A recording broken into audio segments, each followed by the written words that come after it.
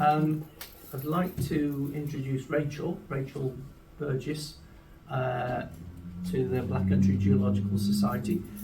Rachel did give us a talk about 5 years ago, I think, on metal ore mining, her experience in the metal ore mining industry. But I've known Rachel for quite a long time. When I was teaching at Cadbury College many years ago, Rachel was a student in my tutor group, but I also taught her for A-level geography and A-level geology. And sailing for that matter. And then she went on to Leeds University to do a degree in geology, and from there to Camborne School of Mines to do an MSc in mining geology, and then got a job in the metal ore mining industry, which she worked for quite a while in various parts of the world, including, my recollection is, Sweden and Australia, particularly. Lived in Australia for quite a while. But since coming back to the UK, she's been working at for the government, or an offshoot indirectly for the government, for the in terms of the disposal of nuclear waste. So this is what the topic of our talk is going to be tonight. The introduction to geological disposal of radioactive waste. So, thank you, Alan. Mr. Cleelo. Right, you're still on my first slide. But yeah, so thank you. Yeah, so I'm here. So Alan was my A-level, as you said, geology, geography, tutor, sailing teachers. That's why I'm here. So just a bit of a intro. So I have been here before. So we think it was about 5-6 years ago to talk about some experience that I've had in the mining industry. So I studied geology at Cadbury Sixth Form College in Birmingham, and then went off to Leeds University to study geological sciences, and then after that ended up at Camborne School of Mines, which is now part of the University of Exeter, doing mine geology, and then, as Alan said, so ended up on a gold mine in northern Sweden for a period of time, and then got made redundant from there in the gold cycle. It's very cyclical, so came back to the UK and then worked for a mining software company for many years, based in the UK but all over Europe, North America, North Africa, Eurasia. So a lot of travelling, got to visit a lot of operations in that role, and then moved out to Western Australia, where I worked for Rio Tinto Iron Ore for the largest part of my career, so a number of roles there, but around mine geology systems, and then my last role there was superintendent of the hydrogeological fields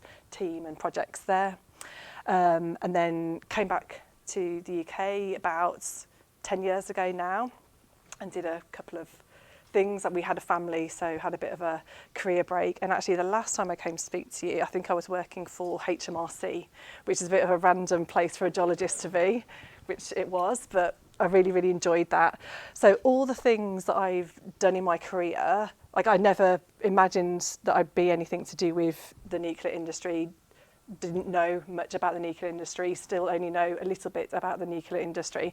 But as my dad was reflecting when he was driving me over here, he's like, well, what do you know about the nuclear industry? Nothing, but I do know a lot about big holes and big infrastructure projects. So all of my experience from the work that I've done so far in my career kind of brought me to that point in nuclear waste services, and also actually having worked for HMRC, having that government experience also helped with that. So didn't seem like a natural kind of place to be, but actually it's a really, really good place to be.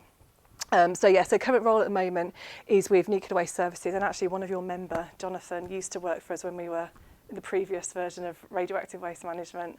So Jonathan was our chief geologist. So if there are any specific geology questions, then I've got an able assistant in Jonathan.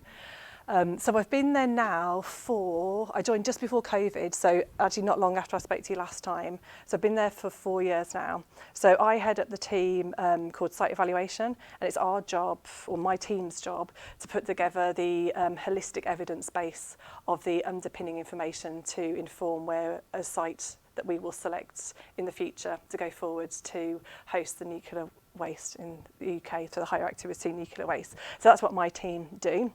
And it's a really, really cool job. It's a really, really tricky problem that we're trying to solve, and lots of elements that go into that. Great team, lots of really, really passionate, very, very dedicated and very, very smart people that I work with. So that's one of the things that throughout my career I've always tried to do, is to find those places. So that's where I am at the moment. So the purpose of the talk today is just to give a bit of an outline, and again, some people have asked questions about some of the earlier iterations of this, of managing radioactive waste in the UK. I'm going to talk primarily about the deep geological disposal facilities. So that's the area that I work in at the moment. There are other options for the disposal of radioactive waste, but that's what I'm going to specifically talk about.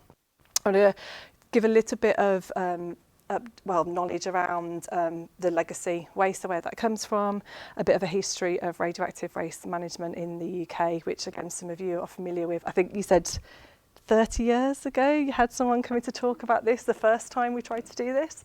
So I'll talk about that, and then I'll talk a little bit about some of the things that looked for in terms of suitable geology, and then I'll also give you a bit of an update on our programme as well, so where we're at.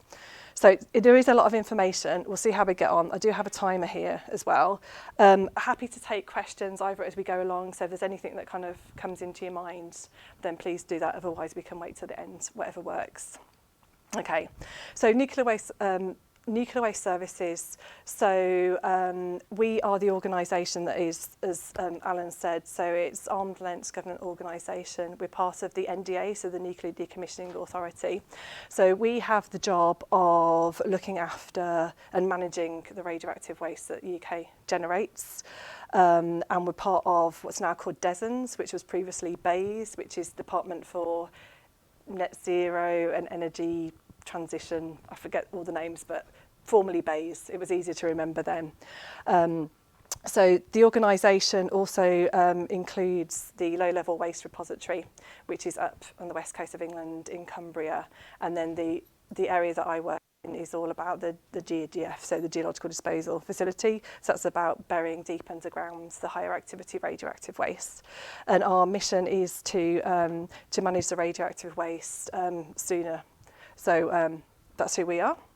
So we work with lots of people around government, but we kind of, like I said, arm's length. So let's talk a little bit about the radioactive waste. So the UK, as I'm sure you're aware, has a very long history of dealing with radioactive materials, so an 80 plus year legacy that we have here. We're one of the pioneer countries for nuclear. So started up in Windscale, which is now known as Sellafield. So in World War II, testing for military purposes.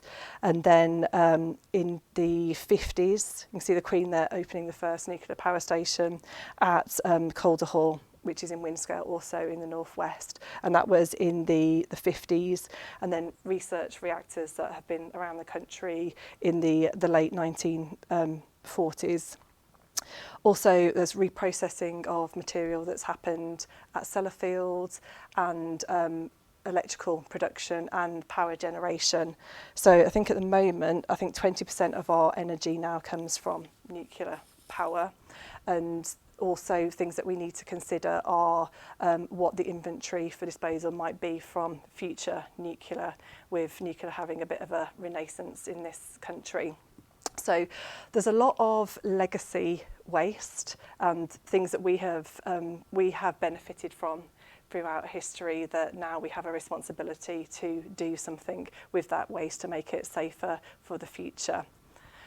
So that's why it's an exciting project as well, because it's seen as one of the biggest environmental cleanup projects as well. So at the moment, material is stored safely above ground across the country. A lot of it is based in Sellafield on the west coast. So what types of things make up radioactive waste? So it's things like spent fuel from reactors, it's the reprocessed spent fuel, it's reactor components, so in the generation of nuclear power, some materials will also become radioactive in that process, and there's a small amount of medical waste and also for defence. So you can see a couple of images of they're mainly from Sellafield, I think, just showing some of the facilities. So up in Sellafield, there's waste stored underwater, again above ground. So the inventory for geological disposal. So although there only 90% of the waste, so 90% of the waste is lower level. So it's only a small proportion of the total waste that we're looking to put into a geological facility. So that is the higher activity waste. So things like spent fuel, which is vitrified in glass, the intermediate waste from reactors and from plant components, and some low level waste, which is not suitable for the low level waste repository. So lower activity and shorter lived radionuclides. So there's also nuclear materials not yet classified as waste, which we will need to consider in our inventory. And there's also potential waste from nuclear new builds. So periodically, every couple of years, the government publishes what we call the inventory, the waste inventory. So that's publicly available information. I think there's actually a link on one of these slides to it, so you can see where that is. And one of the jobs that Nuclear Waste Services does is to look at, similar to any kind of recycling, is could things be reclassified? Could you repurpose stuff? Could you redirect waste for other uses? Looking at its radioactivity and seeing where it's best to keep it for the long term. So where is the higher activity waste now? So this was a picture that really, really surprised me. So like I said, when I first joined the organisation, I didn't know much about radioactive or the nuclear industry. And I was really, really surprised that there's actually sites that have higher activity waste in them all over the country. So there's those dots on that map, there's 20 of them. So I work in a place called Harwell, which is in South Oxfordshire.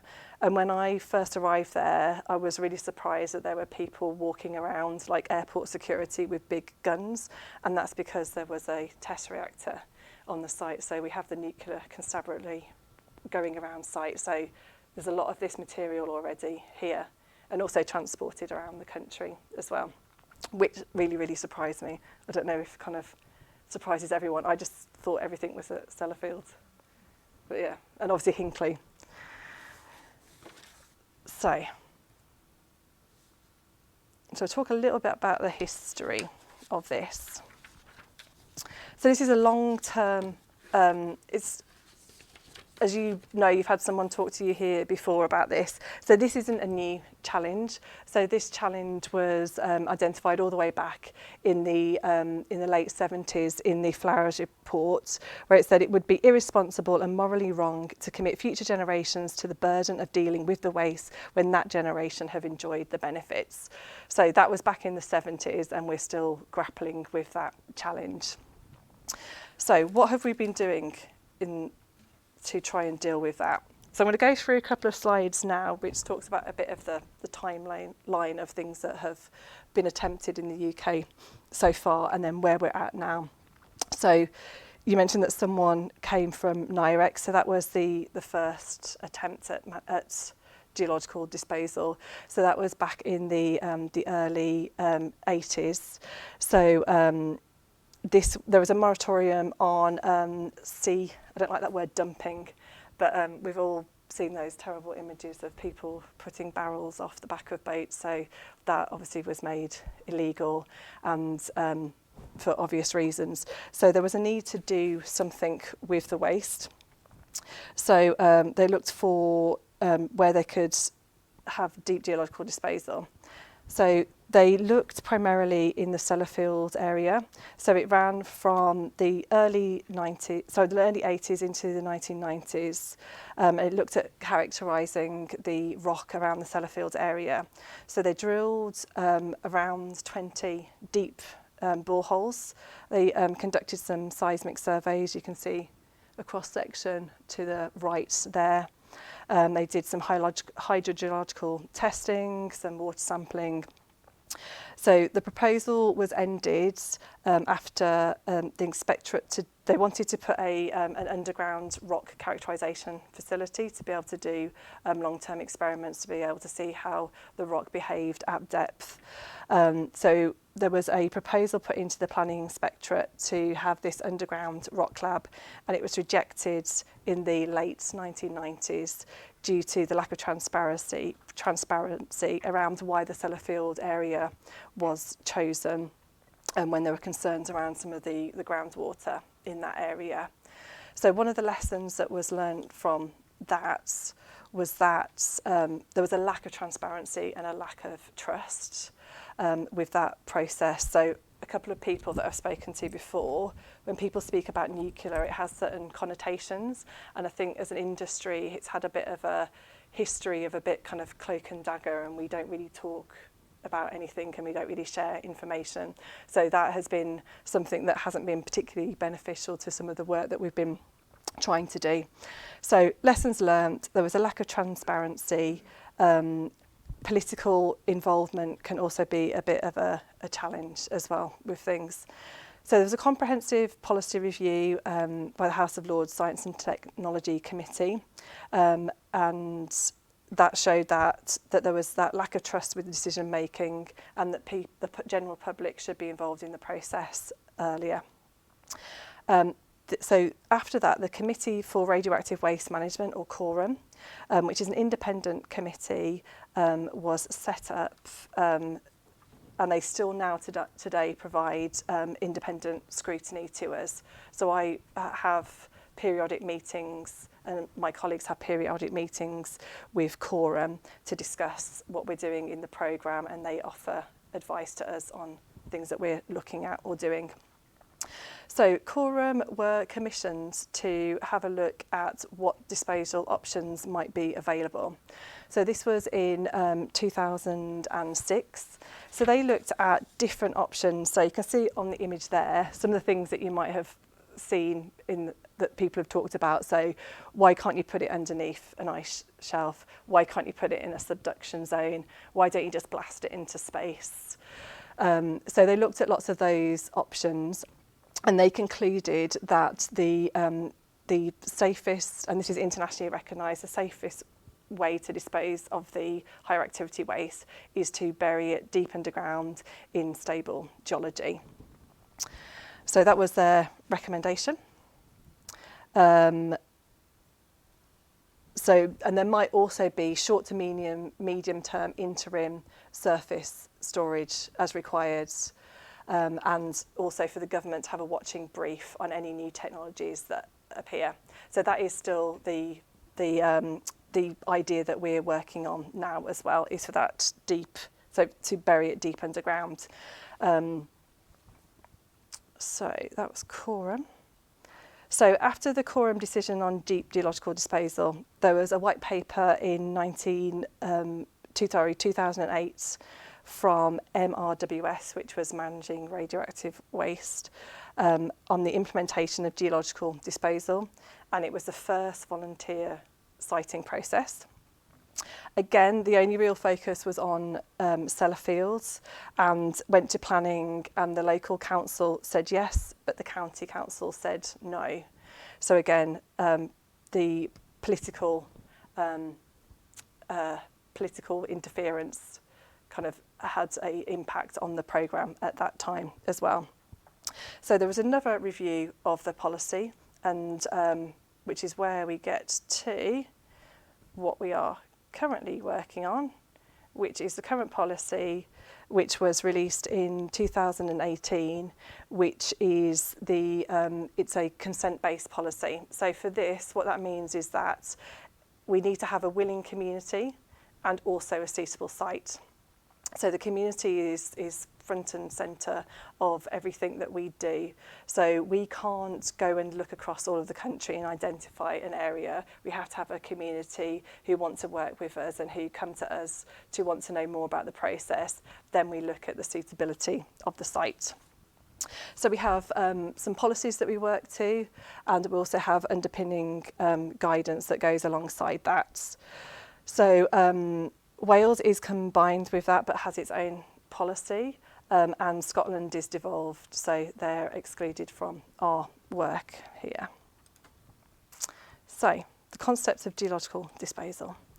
So it's all about isolating the radioactivity from reaching the surface.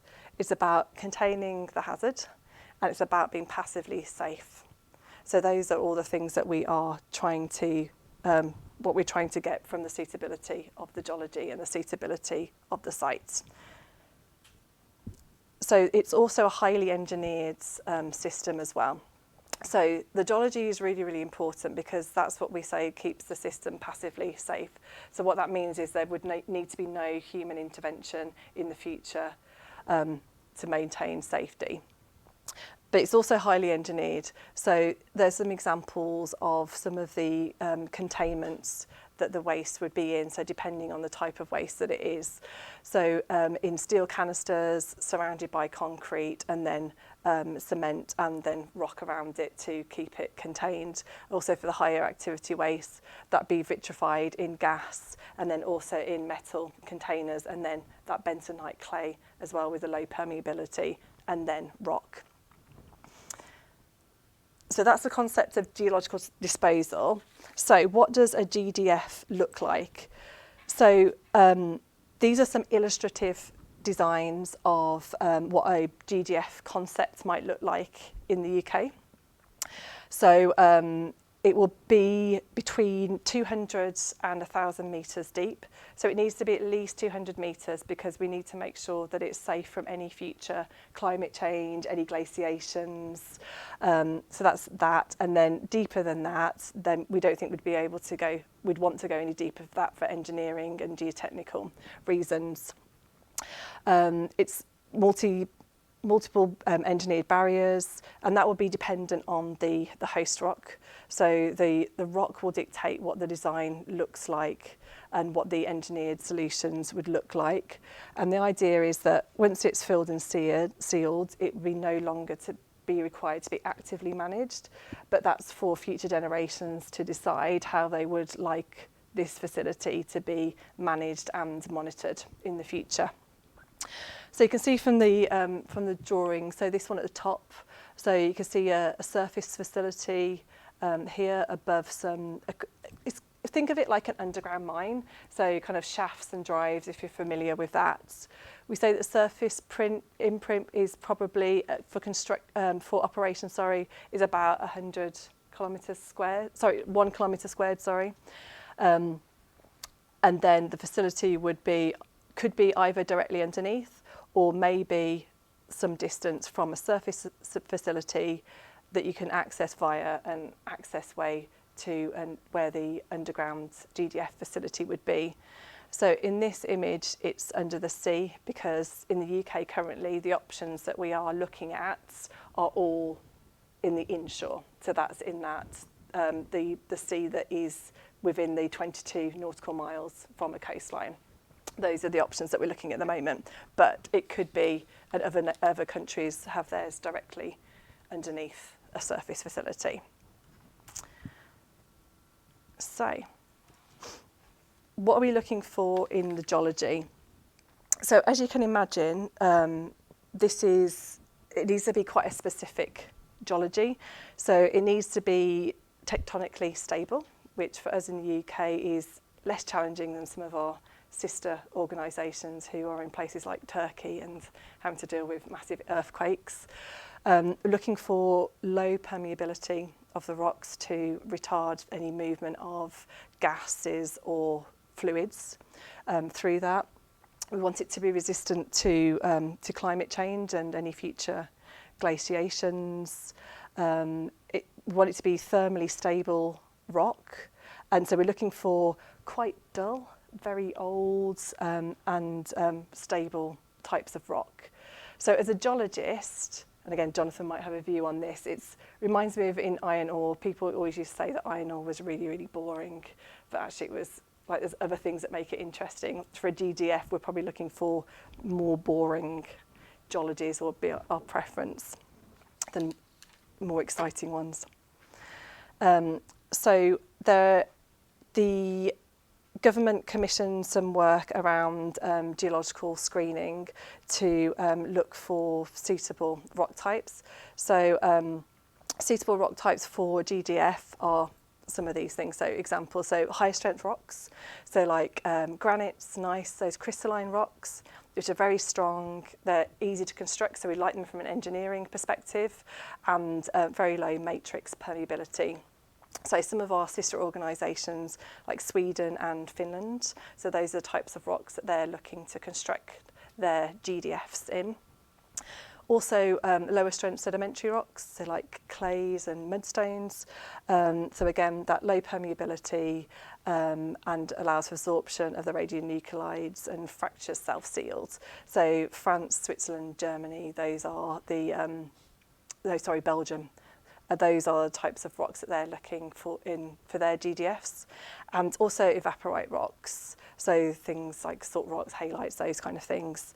So they're essentially dry with no groundwater movement, and the fractures and voids self-seal, and that's similar to what the US and the German examples are.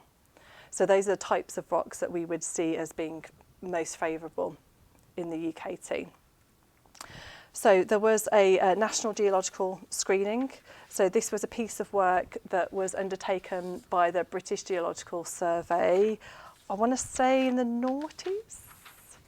Was it the noughties? Do you remember when it was? 2010, okay, so a bit later than that. So, and this was for the BGS, the British Geological Survey, to produce detailed geological descriptions of the rock underneath our feet in the UK, in between 200 and 1,000 metres. So things that they were looking for were considering the rock types, also looked in the 12 miles off the coast of England, so looking for where there was stable geology, so the presence of that potential suitable rock, looking for if there were any complex geological structures that we were known about, considering the groundwater. Also, something that we need to consider is resources. So existing mines could be quite tricky for us because they could create pathways to surface, because the mining structures may impact groundwater. Also, if there is exploration in the areas, that might cause problems in the future for future generations, maybe trying to explore for resources and then inadvertently coming across the GDF. So those are all things that we need to consider. Any historic seismicity, because we want that stability in the rocks, and then looking for impacts of glaciations and any long-term natural processes. So those are some of the things that they created. You can see that nice little map made up of cross-sections. Again, this is all publicly available information that you can Google for. And they divided the country up into 13 regions. To look at the geological prospectivity, and this region is one of the regions. So this is in the central England region, and they're also divided up into sub-regions. So you can go in and find the report that tells about the prospectivity of any of the areas, but also this area. Again, like I said, we are not in the business of going out and actively seeking areas, but this was a bit of, this is some of the data that we use in some of our underpinning for some of our initial conversations that we have with communities. This provides us with some really, really useful information to see whether or not it's a conversation that we and that community would like to pursue going forward. So we've also undertaken recently some 3D seismic surveys. So this boat here went off and shot some seismics off the coast of Cumbria here. So that's information that we're currently reprocessing and then again using to better understand the structures and of the host rock that potential host rock off the west coast of England. And I'll tell you why you're going to do that in a minute. So geology is super important, but there's lots of other things that we need to consider as well. So obviously the willingness of the community, but we also need to think about the safety and security. So these are what we call our siting factors and our evaluation consideration. So my team's job is to pull all of this together and then give our holistic judgment based on all of the information on how prospective we think a location would be. So we need to think about safety during construction, after closure, because we have to be able to make what we call a post-closure safety case. So that is the evidence base that we have to get permissions from the Office of Nuclear Regulations to say that what we are planning to do is going to be safe from a nuclear regulatory perspective. We also need environmental permits. So we're controlled by the Environment Agency. So they have to also give us permission to do our work, as well as getting planning permission. So we are a nationally significant infrastructure project. So that we also require what they call a DCO, so a development consent order. So that's, so we have a lot of things that we need to prove before we can proceed, even to drill boreholes. So we obviously have to consider security, so we work very, very closely with our colleagues in the Nuclear Transport Service, who have the responsibility at the moment for transporting radioactive waste around the country. They're also controlled by and we have control as well from the International Atomic Energy Agency as well, so there's lots of rules and regulations that around safety and security. So community, so there's different elements of the community. So in our elements, we talk about the impact that a GDF might have on a community. So the impact on their well-being, on society, so what benefits and disbenefits may we bring, the economy, the health, and what we call a local community vision. So does the GDF project, does it add value to that? What's their vision? How can we help them achieve that vision? The environment, so it looks like there's only two things that we need to consider, but that's a lot of stuff that is included in that. So the environmental impacts and also protected habitat species, engineering feasibility. So we have to, that's a big part of what we need to consider. So flexibility. So do we have lots of different options for designs that we could have within an area? Could we characterise this? So how difficult is it to be able to drill some boreholes or to do some monitoring? Can we design and construct in this environment? Do we have sufficient volume? What's the inventory? So what have we got to dispose of? Does it fit within a design that we could create in that area? Sustainability. So you mentioned sustainability again. It's quite a broad term. So are we thinking about the products that we are using? How sustainable are they? So we have to report on kind of like our carbon use, those kind of things. Waste conditioning and packaging, so that's things about how the waste is going to be packaged to put into the facility, and then retrievability, whether in the long term you won't be able to retrieve stuff, but is there options for retrieving stuff during emplacement. Transport, so can we transport it safely? Can we transport it securely? What is the impact on being able to transport to and from a facility? And then very importantly, value for money. So this is a government project, so we have to demonstrate there is value to the taxpayer. So we consider the whole lifetime cost in that. So that includes the benefits that we would bring, as well as things that we'd need to do to put in place and monies that we'd need to spend. So where are we at now? So we launched the new policy in 2019. So since then, we have been having conversations with communities across the country. So that's at things like events, talking to local governments. And we currently have 3 what we call community partnerships. So we have Mid Copeland and South Copeland. So they formed in late 2021. And we also have Thedlethorpe, which is on the east coast. So the Copelands are on the west coast. They are near to Sellafield. They're nuclear communities. They're kind of used to what our proposition is. The east coast was a really big step for us as a programme, because that was a non-nuclear community that wanted to know more about what we were doing. So that was a really, really exciting proposition. So they formed their community partnership in June 2022. We have had another community partnership in Allerdale, which is north of the Copelands, and that formed in January 2022. We undertook some work around the feasibility, around the volume of host rock, our ability to be able to run a characterisation programme, amongst other things, and it was deemed that on technical grounds that we would withdraw from the process. So throughout the process, the community can withdraw at any time, but so can we under BWS if we don't think it's value for money. And then self-holderness was a working group, which is the step before a community partnership, that we launched in January of this year. And unfortunately, they made the decision to withdraw in February 2024 of this year. So they are no longer in the process, and you may have seen it in the news.